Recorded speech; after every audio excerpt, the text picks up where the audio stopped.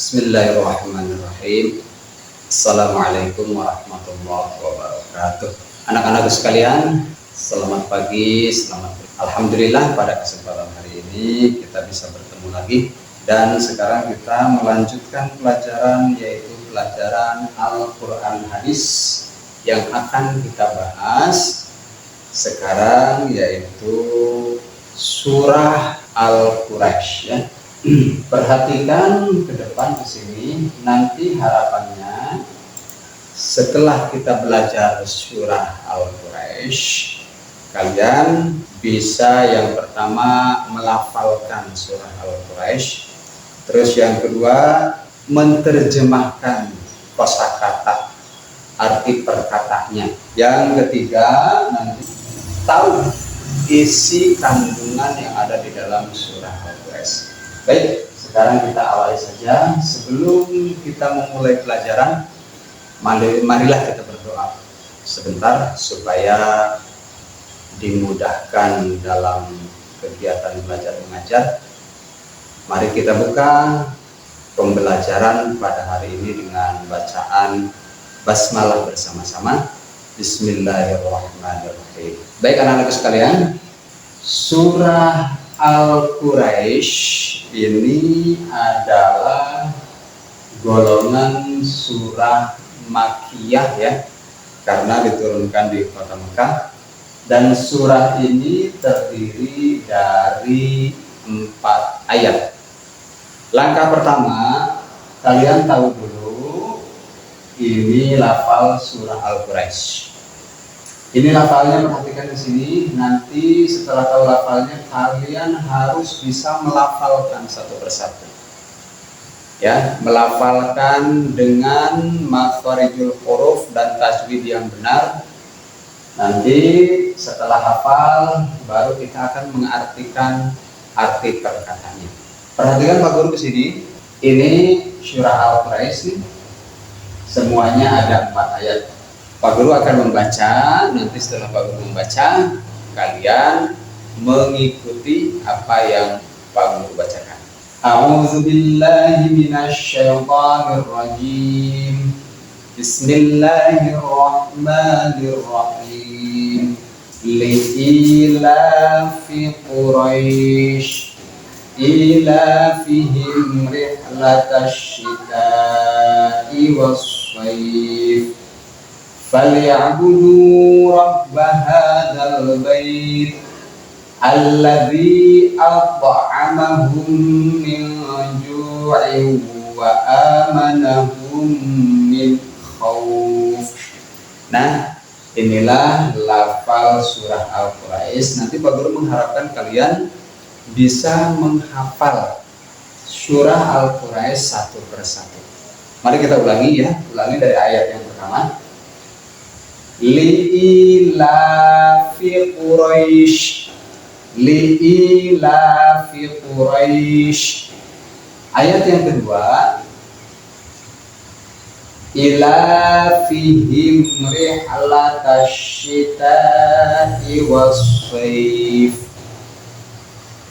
ilafihim rihlatash syita'i was-shayf.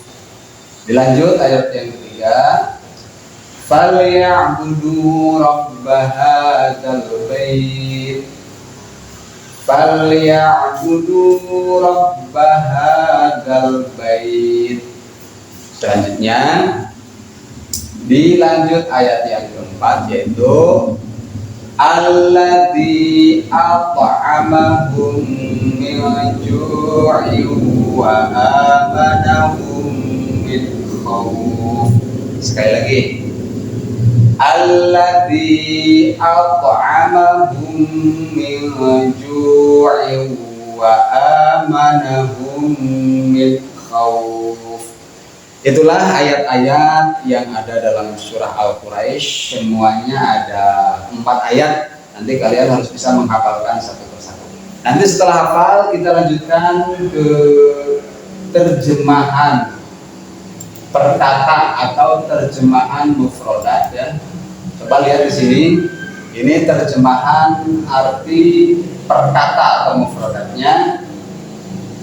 Li'ilafi itu artinya karena kebiasaan. Quraisyin, orang-orang Quraisy.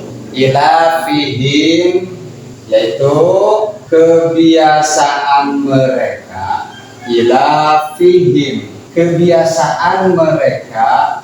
Rihlata, rihlata itu artinya bepergian.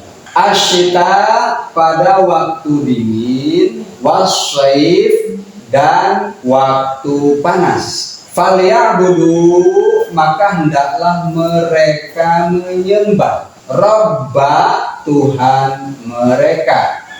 Hadal bait, yaitu rumah hadal bait. Rabba itu Tuhan mereka, hadal bait rumah. Baik, dilanjutkan. Alladzi yang at'amahum telah memberi makan kepada mereka. Min ju'in, untuk menghilangkan lapar. Wa amanahum, dan memberikan mereka min khauf, dari rasa takut. Nah, itu mufradat arti perkata dari surah Al-Quraisy.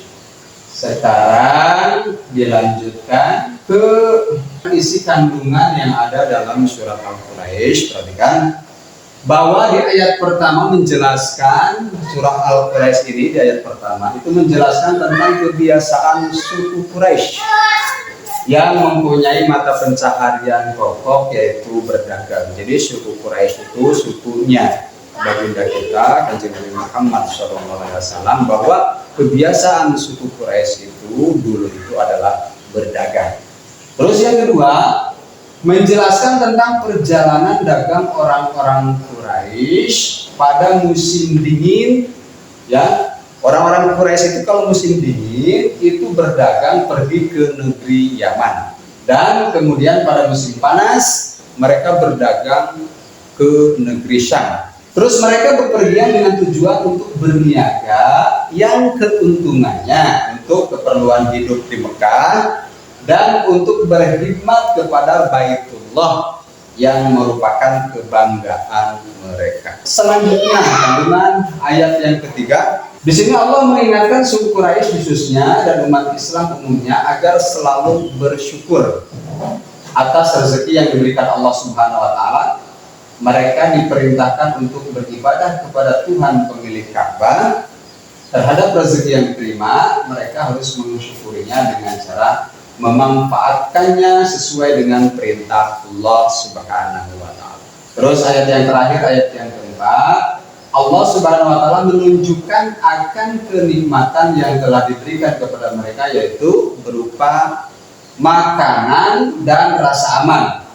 Tuhan pemilik Ka'bah itu telah memberikan kepada mereka makan untuk menghilangkan lapar. Mereka juga diberi keistimewaan dengan rasa aman dan tentram. Itu saja yang bisa Pak Guru sampaikan. Insya Allah dalam pertemuan yang akan datang kita akan bahas lagi, dan kemudian kita lanjutkan lagi kepada pembahasan yang selanjutnya. Terima kasih. Sebelum kita tutup, marilah kita berdoa bersama-sama dengan bacaan hamdalah. Alhamdulillahirabbil alamin. Assalamualaikum warahmatullahi